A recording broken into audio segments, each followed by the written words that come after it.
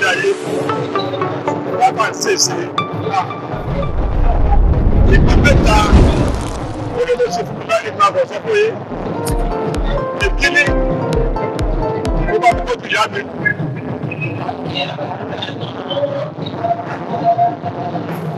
Nígbà tó wà nínú ìṣòro ó dúró ti ní.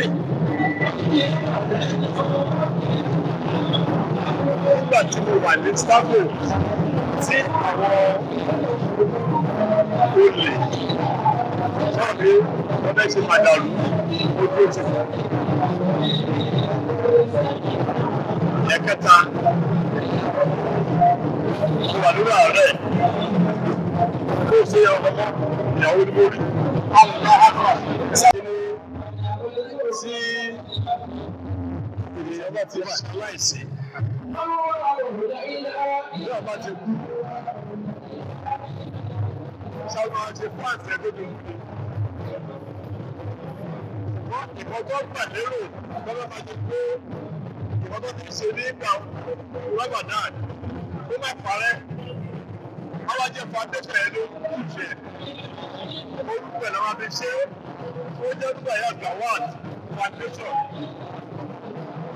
ìyẹn ti jẹ́ ètí agbègbè ọkọ̀ sílẹ̀ ní gbogbo ẹ̀ tó ṣe súnmọ́ ni wọ́n bá bí èèyàn sáyé wọ́n bá dijọ́ mẹ́jọ wọ́n máa ṣe súnmọ́ ẹ̀ ṣùgbọ́n ọjọ́ mẹ́jọ sí èèyàn kan jẹ́ pé ìgbàdo ìṣaláìsí ló sọ ọmọdé àtàkọ́ máa ṣe àti láti lè foundation yẹn fún ọ pé ìgbìmọ̀ tí wọ́n yàrá Gawat foundation sọ̀rọ̀ ní àbájá dọ́kítẹ̀ health club ọjọ́ france olóò ní health tó tẹ̀lé foundation kò sí àbọ̀dọ̀ abbreviation wọn. Gawat Ramadan lecture là ń ṣe ó ti wá di Rukayat Gawat foundation lémi ìbáyìí wọ́n gbogbo ala ní ìgbàgbọ́ wípé wọ́n máa sọ wípé sàrà ní oúnjẹ òkú ilé ìtẹ́rin lẹ́yìn a fi ṣe sàrà fún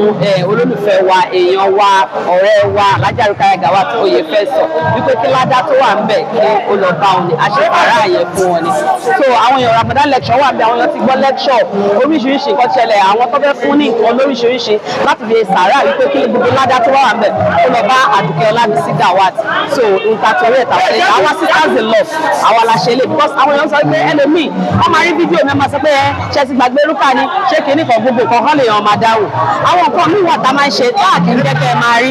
ó ṣe wọn kọjá bá ṣe ra wọn fi wọn gbọ́ ayé pé àwa la ṣe lè àwa la ṣe lè bọ eléyìí ẹ̀rí ló yẹ kẹrin so kán náà bá kó jọ nínú ọlá ẹ̀ kó bá ṣe àforíjì tó pé àti ìkẹ́ àtìkẹ́ fún Alhaja Rukayat Gawat so sisters in love ló ṣe o ó ṣàkíkí o sisters in love ló ṣe lè fún Rukayat Gawat Ọlábísí kán náà bá kó bá kẹ́ o kó tẹ sáfẹ́fẹ́ rere o àmín. Èmi ni Shamsuddin Muhammad Bashir Adéwálé tí mo jẹ́ bàbá ọba fún Rukayat Gawat fans club. èyí tí wàá gbé kalẹ̀ lónìí kí ni èròǹgbà ẹ̀ kí ló pòpẹ́ yìí bó lè ṣe ṣètò ẹ̀. alhamdulilayi rabbil alamin adúpẹ́ fún Ọlọ́run afẹ́ fún Adéwálé anábẹ́wà Muhammad ọwọ́ bá tó fi ìdùnnú ẹ̀ tó fi kó wa jọ onífìdí ẹ̀ tú wa ká. ní tí mo fẹ́ kí gbogbo àgbáyé ká mọ̀ ní wípé ó dáa kí àwọn máa ṣe dáadáa ìṣe dáadáa Àdùkẹ́ ìṣe dáadáa Alhaja wa Rukayat Àdùkẹ́ Ọlábísí Gawat òun ló mú Ramadan lecture wa 9th Ramadan lectures ẹlẹ́ẹ̀kẹsàn irú ẹ̀ ó ní à ń ṣe lẹ́nu ìrántí ikú wọn àti ìdúpẹ́ fọ́lọ́run tá a máa ń ṣe ní every year òun ló mú irú eléyìí wá fún wa ká dẹ̀ dúpẹ́ fọ́lọ́run wípé Ọlọ́run ní kí a rí ṣe ká tó máa rí ọ̀pọ̀lọpọ̀ ká máa rí ṣe láyé. a jẹ́ pé mẹ́jọ tí kọ́kọ́ ṣojú ìkọ́ ẹ̀ nígbà tó wà láyé. alhamdulilayi bẹ́ẹ̀ ni ẹlẹ́ẹ̀kẹjọ wọn la ṣe ní last year. tó náà sì wà ń bẹ́ẹ̀. bẹ́ẹ̀ ni àjọ ṣe é ni pẹ̀lú ayọ̀ àti àlàáfíà pẹ̀lú dùnú. kí èèyàn tó wá lè ní